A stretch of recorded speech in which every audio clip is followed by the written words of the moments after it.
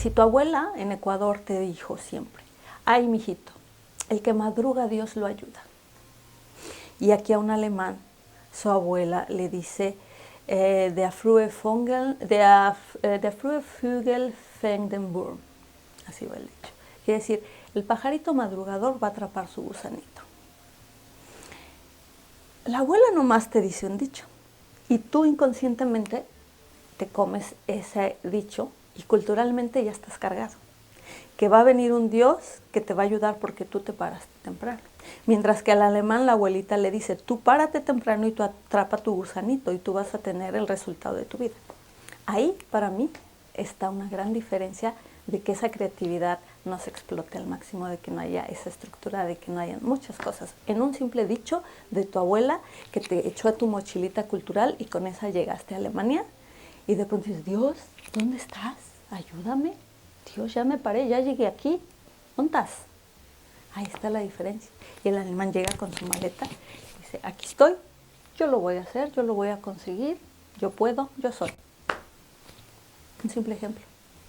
Bueno, pues mi nombre es Nancy Bravo Núñez, pero aquí en Alemania solamente se utiliza siempre un apellido y es más práctico para la gente aquí. Nancy Bravo, nací en México, la Ciudad de México, pero crecí en Toluca, que es la capital del Estado de México.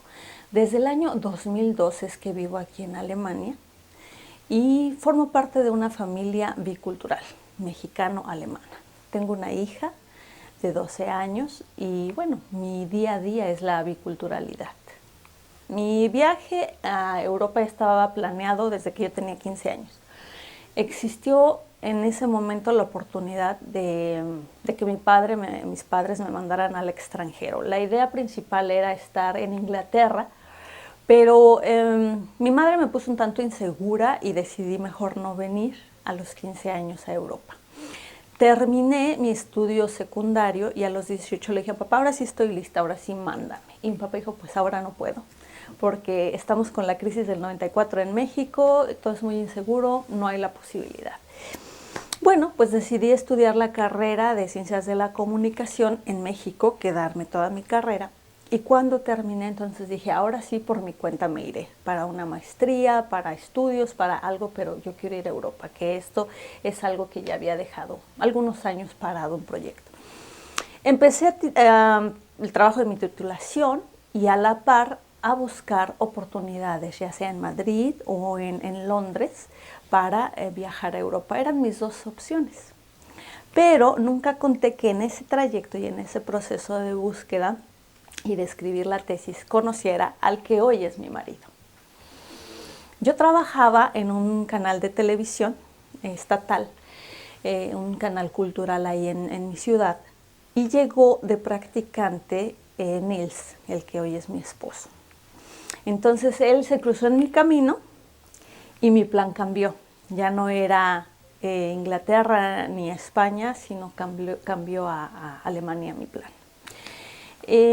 Hicimos algunos trámites y me aceptaron como practicante del departamento de video de Greenpeace. Como es una organización internacional, pues podían traer a una mexicana a hacer una práctica y por eso pelearon un poco y dijeron, sí, nos queremos traer porque somos una ONG internacional. Y así llegué por primera vez en el 2001 a este país como practicante y estudiante del idioma alemán, que me metí a unos cursitos porque no sabía nada de alemán, lógicamente. Entonces me vine un poco a la aventura, ¿no? A ver qué pasaba, a ver qué encontraba, a ver qué se daba. Después de esa práctica nos fuimos como estudiantes Erasmus, Nils y yo, a España, a Andalucía, a Sevilla.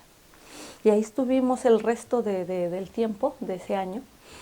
Estuvimos allá y bueno, pues se me acabó el dinero, se me acabó la visa, se me acabó la vigencia del boleto, se me acababa todo y tuve que volver a México, sí.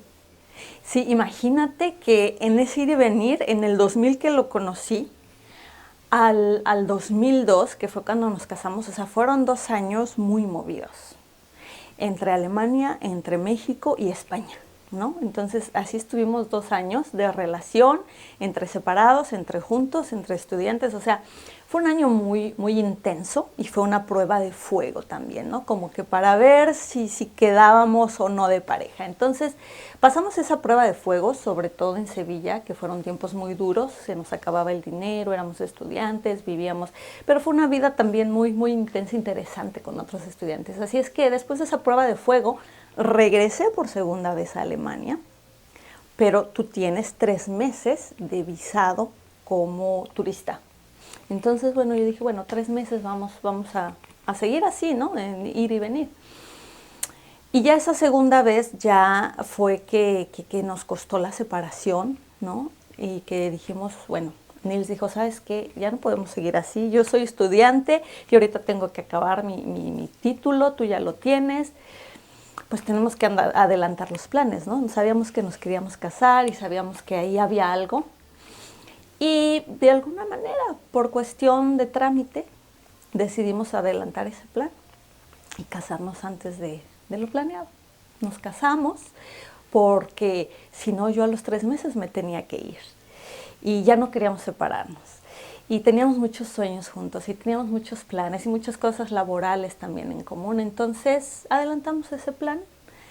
Fue un mero trámite, un papel que me permitió esa firma de ese papel, quedarme en ese país. Increíblemente se te cambia la vida por un papel. Podríamos haber estado sin él. Eso no era problema para nosotros, pero lo tuvimos que hacer así. Mi llegada en ese 2001 como practicante de Greenpeace, la llegada, aterrizó el avión en el aeropuerto, llegué en un mes de abril del 2001 y de pronto ese frío, ese cielo gris, y de pronto salía el sol y de pronto se metía, pero ese frío diferente, ¿no? Porque yo vengo de una región del altiplano de 2.700 metros y conocía la nieve y conocía el frío y tenemos temperaturas bajo cero. Pero era un frío diferente, un frío húmedo, un frío con mucho viento, un frío pues de nivel del mar, ¿no? Y yo vengo del altiplano, entonces eso. Lo que yo me acuerdo mucho es en el camino a casa, la gente, los olores. De pronto en una parada me acuerdo, había una familia africana con sus trajes típicos, esperando el autobús. Y para mí era eso, wow, fascinante, ver otras culturas, ¿no? Que no me lo imaginaba así como lo vi, ¿no? Que había en esta ciudad diferentes culturas y vivían sus tradiciones. Eso me fascinó. El choque cultural, ¿no? Tiene su luna de miel y todo es bonito. Pero cuando esa curva empieza a ir en picada, ya fue así como que al año, ¿no? Que empiezas a comparar tu país. Y todo es mejor en México, y todo sabe mejor, y la gente es amable, y la gente es linda, y la gente... Entonces, ponderas tanto a tu país que ni tú te la crees, pero lo haces como que por defensa propia, ¿no? Entonces, ese choque cultural me pegó muy fuerte. ¿Por qué? Porque todavía no hablaba bien el alemán, me metí a un cursito y tenía así súper básico mi alemán. Entonces no podía entender la cultura porque no me podía comunicar con la gente. No, era una impotencia el no poder comunicar lo que yo quería con las palabras exactas. Entonces de pronto me sentía como tonta y eso me causaba mucha impotencia y mucha ira.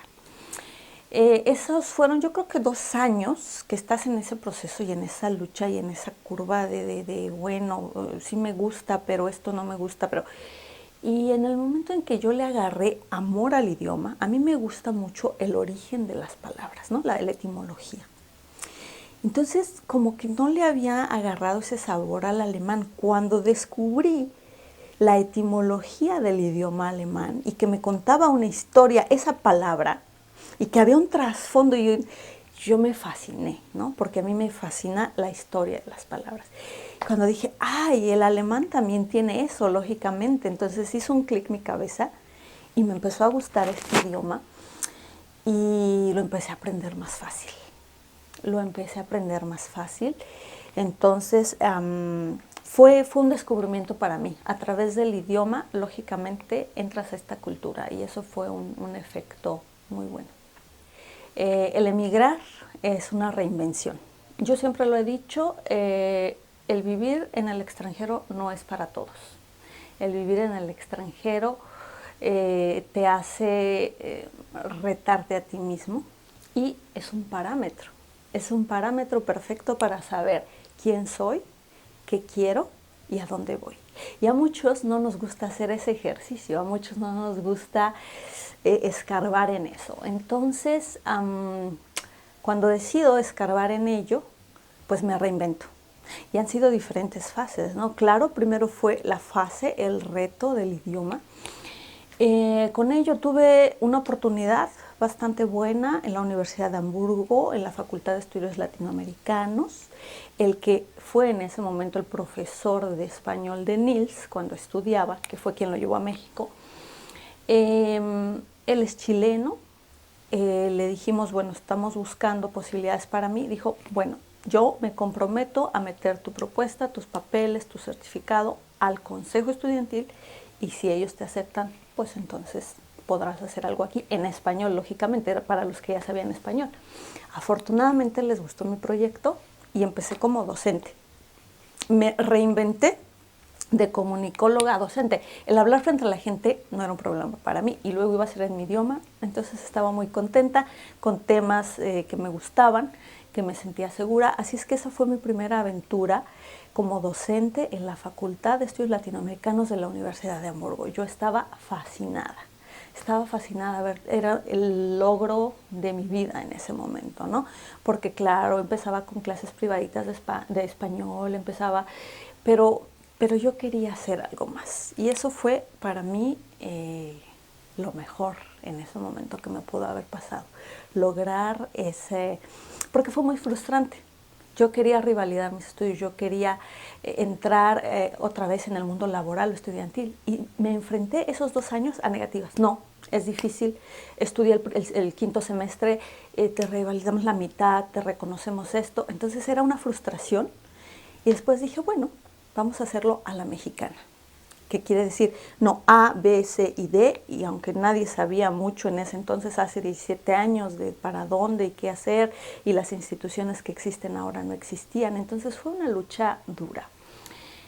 Y de pronto, unos 6, 8 meses después, ser docente de la universidad a la que querías entrar o reconocer tus estudios, fue así como, ven, sí se puede. Y me di cuenta que a veces vivimos todavía colonizados en la cabeza y vivimos como que achicados y ahí te das cuenta, no, hay mucho potencial. Estuve en una buena universidad, era del Estado, era todo, pero trae uno potencial y si a uno le dan permiso de mostrarlo, tiene uno la capacidad de un nivel. Traemos nuestra mochila cultural. Y a lo mejor no hablas un alemán perfecto y sin acento. Y a lo mejor todavía no conoces a fondo esta cultura. Pero traes otra perspectiva de la vida. Traes la flexibilidad que aprendemos los latinoamericanos a reaccionar ante las cosas que no siempre salen como uno quiere. Traemos ese acercamiento, ese calor humano, ¿no? No quiere decir que aquí no haya, pero lo traemos de otra manera. O sea, desafortunadamente en ese proceso dejamos de ver lo que sí tenemos, lo que sí podemos aportar. Tenemos otro idioma, ¿no? Entonces nos enfocamos siempre, no puedo alemán, hace frío, no está mi familia, no está mi taco, mi tequila, ¿no? Ok, tus carencias ahí están y son una realidad y no las podemos negar, pero ¿qué sí tienes? Entonces yo, afortunadamente, me enfoqué en lo que sí tenía y dije que tengo un idioma español que hablo perfectamente, como comunicóloga lo tengo que manejar, escribir, hablar, bueno, pues doy mis clases de español y así empecé. ¿Qué tengo? Bueno, ahora puedo dar en un nivel universitario, entonces propongo este programa. ¿Qué tengo? Entonces yo empecé con lo que traía, que era mi idioma, mi mejor herramienta, y te soy sincera, a través de inglés, español y alemán es que vivo, de eso vivo, porque de eso doy mis conferencias, mis entrenamientos. Entonces tienes que ver qué talentos tienes, puedes hablar frente a la gente, tienes este idioma, entonces eso agárralo, pondéralo y explótalo. Y fue lo que hice y me ha funcionado, Fíjate que fue un descubrimiento muy curioso. Como te digo, vivimos en una grafiquita del choque cultural, ¿no? Y esto es una montaña rusa como la vida misma. Entonces vino una etapa también nuevamente difícil en mi vida, ¿no? Ya había estado en esa curva, ya había salido, ya me sentía que me las sabía todas. Y vuelves a entrar en esa curva que ella le llamó el Valle de Lágrimas. Entonces, en el 2010, 2011 empecé otra vez esa curva, un momento difícil en donde yo tenía una estabilidad laboral que de pronto se me venía abajo, que ya me habían dicho 2 trabajos estables que había alcanzado, uno en una agencia online que trabajaba para cosas para México desde aquí y otro, la docencia como externa en la Universidad de Hamburgo. Me dicen, vamos a sacar a los externos y me dicen, se viene la crisis a España y yo dependía mucho de España con las colaboraciones con esta agencia. Pues está mal la crisis en España, vamos a cerrar la oficina de España y por consiguiente vamos a quitar tu trabajo de México y lo harán aquí otras personas que ya trabajan fija. Entonces, bueno, ese es el primer golpe bajo. Pues soy mamá, ¿no? Estoy como mamá en mi ejercicio, en el extranjero, como pareja, ¿no? O sea, cosas también personales. Estoy en esa disyuntiva, quiero quedarme aquí o no. O sea, te empiezas a hacer muchas preguntas nuevamente en esa montaña rusa, en esa curva. Y bueno, estaba perdida completamente porque toda mi seguridad y mi estabilidad se tambaleó. En eso digo, bueno, otra vez a reinventarse, ¿no?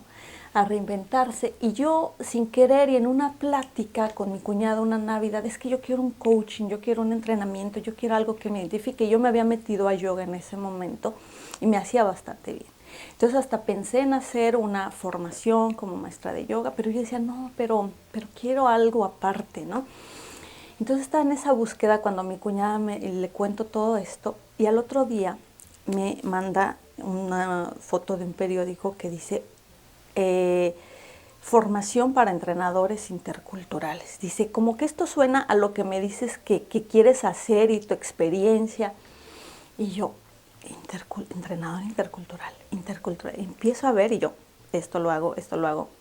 Me llevo estudiantes a México de intercambio, doy clases, me manejo en 2 idiomas, y empecé a hacer así palomitas a todo lo que era un entrenador intercultural y dije, me falta mi papel, nada más. Y un poco de teoría y no sé. Me servía mucho la base de comunicación que yo traía, sociología, psicología, antropología, tenía mucho esa base de mi formación.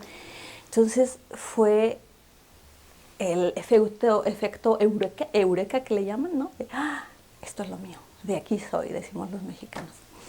Y me fui a Göttingen a hacer mi formación y tenía que estar viajando cada mes, presencial y en casa y estudiando hasta que terminé mi formación. Hice mi tesina, me entregaron mi certificado y fundé Bravo Intercultural. Y fue otra reinvención que tuve que hacer. Nos estamos reinventando constantemente las personas. Y si estás en el extranjero, pues a veces esto está todavía más rápida esa fase, ¿no? Digámoslo así que en lo social, en lo hispano, de nuestro idioma, pues todavía me identifico más, porque son historias que yo también he vivido, cosas que yo he vivido. Entonces, la manera como yo me veo es como un puente entre las culturas, un puente entre las personas que crecieron en espacios culturales diferentes para que entiendan que hay una parte que los une y que de ahí tienen que partir, no de las diferencias. La interculturalidad dice, no hay cultura ni persona encima de otra, todo es a la altura.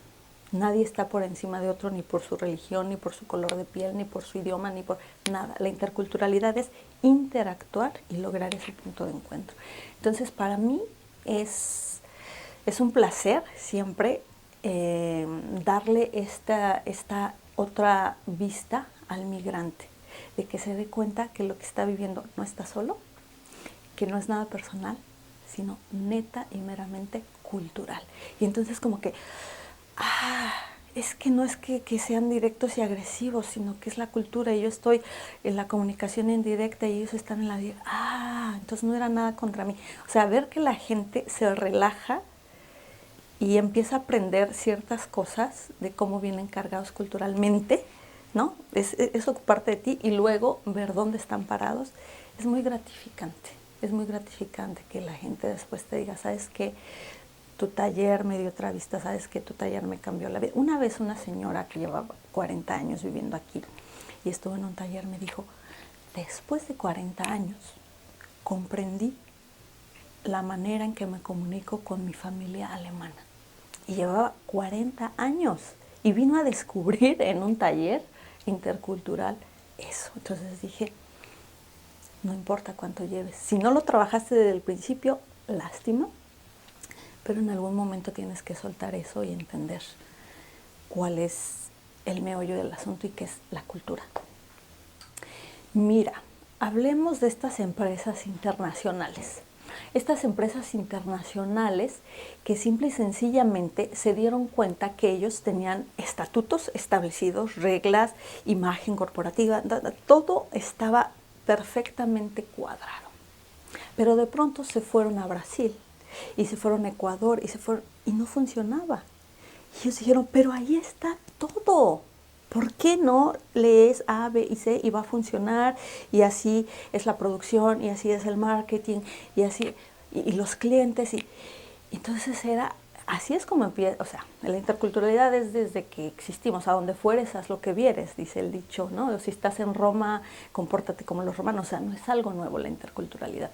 Pero se empieza a esclarecer e investigar con antropólogos, sociólogos y psicólogos en Estados Unidos en los 40, en los 50, donde estas empresas se dan cuenta que no funciona. Y entonces contratan sociólogos, antropólogos, investigadores científicos a que descubran qué está pasando. Y estos empiezan a hacer su investigación y su tarea y se empiezan a dar cuenta que está precisamente en la carga cultural que traes. Entonces el alemán viene cargado culturalmente con ciertos valores, ¿no? Con las virtudes prusianas que están muy claras, y la puntualidad y la formalidad y el cumplir. Y te vas, de pronto te extiendes a Latinoamérica y pones ahí tu empresa.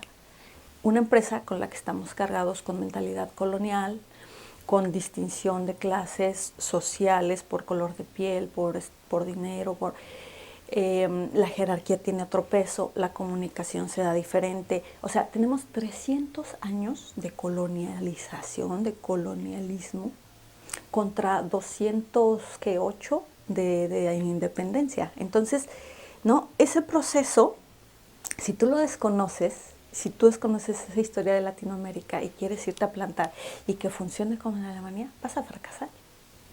Cosas tan sencillas como eso, cómo te cargó culturalmente el imperio prusiano en Alemania y cómo nos cargó culturalmente la colonia española. Y no estamos hablando que es mejor o que es peor, simplemente tenemos que reconocer que la historia es así. Y la interculturalidad no valora, no juzga, simplemente pone las cartas sobre la mesa. Y lógicamente que si tú te vas a trabajar a Latinoamérica, la jerarquía va a pesar en algunos empleados o trabajadores. Y aquí la democracia y la igualdad va a pesar.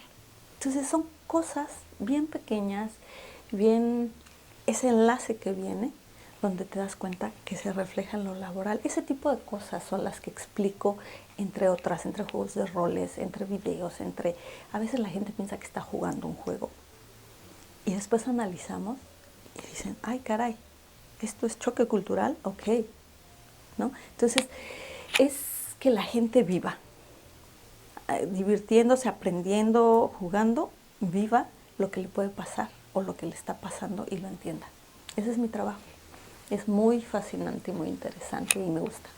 El migrante es una persona que las aves emigran. Las aves es que aprende de la naturaleza. Una ave que está aquí en el verano, ahorita ya están emigrando hacia África. La mariposa monarca en México vive en Canadá. En todo el invierno de Canadá emigra a México, a los bosques del Estado de México, Michoacán, y vive todo el invierno fuera de Canadá. Y nosotros tenemos el placer de admirarla en la primavera.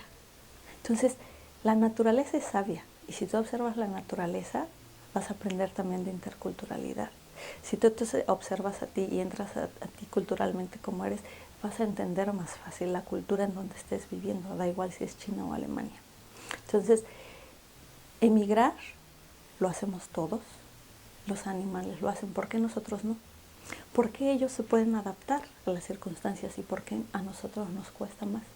Porque estamos muy racionales, hay que soltarnos más, hay que abrazar el lugar a donde llegamos, hay que entender a la gente a donde llegamos e igualmente los que nos reciben nos tienen que recibir con los brazos abiertos. La interculturalidad es de dos lados, ¿eh? No te creas que nada más nosotros tenemos que hacer nuestra tarea. También la otra parte tiene lo suyo.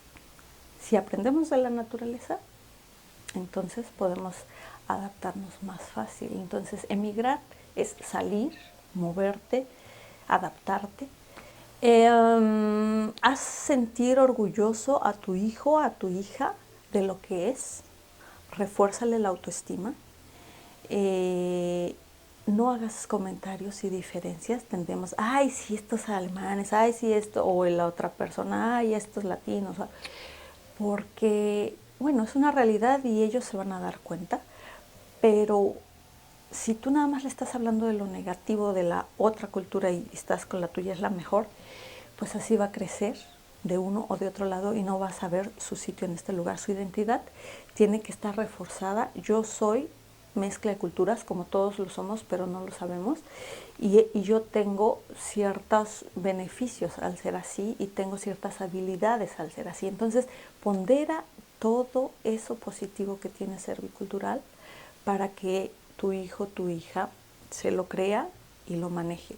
Yo a mi hija, por ejemplo, llegaba y la recogía al kinder y siempre hemos hablado en español y un día un niñito le dice, Frida, was redest du da? Como, ¿qué estás hablando? Digo, ¿qué crees?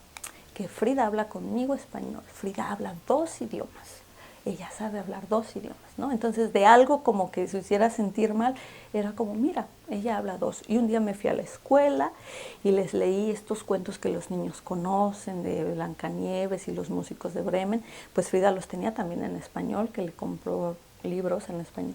Y fui y se los leí, y los animalitos y los muñequitos, ellos veían, y ellas me veían a la boca y oían, escuchaban cómo hablaba. Pero era como, mira, este es mi idioma, me gusta, te cuento en mi idioma. Entonces, que viera todo como una normalidad. Y ella quiso en un momento no hablarme, me contestaba en alemán, porque es normal, empieza en la primaria, empieza todo el input en alemán, es normal. Yo le dije, bueno, está bien, si no quieres y si te cansa y te estresa, pues cuando vayamos a México no vas a poder jugar con tus primos y hablar con tus abuelitos y hablar por teléfono, porque no les vas a entender.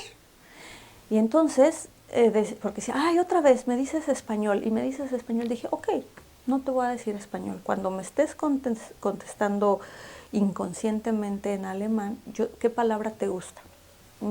Colibrí. Bueno, pues yo te voy a decir colibrí, y eso quiere decir que empezaste a hablar otra vez alemán conmigo y que tienes que switchear, cambiar. Bueno, entonces era como un juego para ella. Siempre busqué un juego, una manera.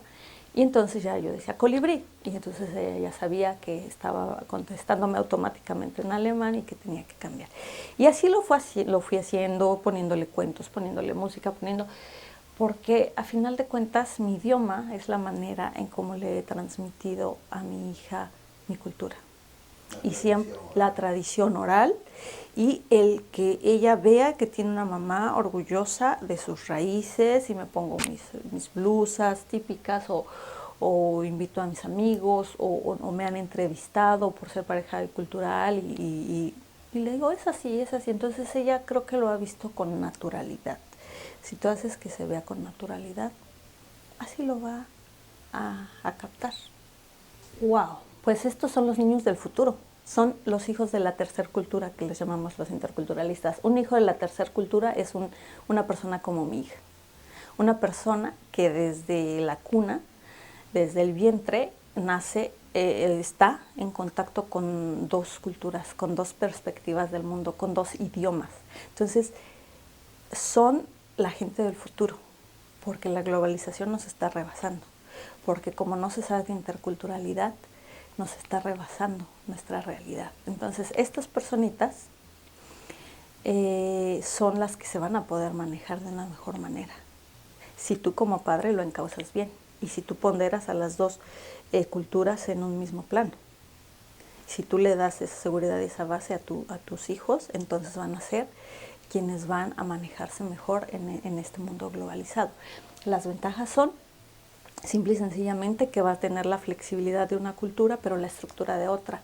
Va a tener un idioma aquí que se maneja, va a tener otro allá, y aparte le dan en la escuela inglés, y aparte entonces 3 o 4 idiomas, como mi hija los tiene ahora, 4 idiomas, o sea, son la generación del futuro, los hijos de la tercera cultura, se le llama así. Entonces yo le veo solo lo positivo, lejos y contrario de algunas políticas que están creciendo en este mundo loco. Son unas cosas muy positivas. Hablemos de Obama, por ejemplo, el gabinete de Obama, y él se rodeó de mucha gente de hijos de la tercera cultura, porque tú sabes que Estados Unidos es un país de migrantes, como lo son todos los países, nada más que no lo sabemos. Entonces, si te fijas en eso, este hombre de la tecnología de Apple, Steve Jobs, hijo de migrantes en Estados Unidos, ¿no? Obama, hijo de migrantes. O sea, te pones a ver Sarkozy, el mismo Trump, con sus ideas tontas, pero viene de ese origen. O sea, ¿quién no es migrante en este mundo? Si nos vamos a la historia, todos venimos de África, todos partimos de un punto y todos emigramos. Entonces la migración existe desde que existe el hombre, no se quedó en ese lugar, salió a todo el mundo y de ahí agarramos idiomas, formas, estructuras, características para adaptarnos a ese idioma. Entonces, qué tonto que hoy día hablemos de diferencias de las personas y todo. Todos tenemos el mismo origen, todos somos migrantes, todos estamos mezclados, pero hay poca información y es una pena no saber esto. Mi familia, a mis amigos, mi comida, esa espontaneidad al encontrar a la gente, que no necesitas una agenda para verte con alguien, que alguien toca tu puerta. Bueno, mi casa siempre estaba llena de gente, en mi casa siempre llegaban, entraban ni salían, entonces eso lo extraño. Sí, bueno, y el sol en estos inviernos que ya te han tocado, se extraña mucho el sol, porque en Hamburgo, no estoy generalizando, pero en Hamburgo, donde nosotros estamos, es muy gris y muy lluvioso, con mucho viento. Entonces sí, extraño mi sol, un sol calcinante a 2.700 metros que te quema, eso extraño. Mis montañas del altiplano, mi volcán, eso extraño. La naturaleza, los bosques verdes, estos colores que van a venir ahorita en el otoño, esas tonalidades naranjas, rojos, verdes, cafés, ver esa transformación de la naturaleza aquí tan intensa en cada estación, cosa que no es tan intensa en México, eso me fascina. El agua, estoy en un lugar que está rodeado por agua, los canales, los ríos, los lagos, los arroyos.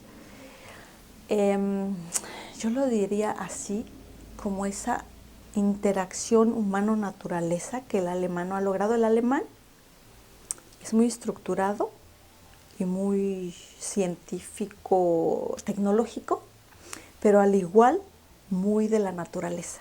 Entonces, esa dualidad que han alcanzado ellos y ese manejo entre respeto, naturaleza, tecnología, me gusta mucho de este país. Y que la mujer tiene un lugar en esta sociedad, aunque falten cosas por hacer en Alemania.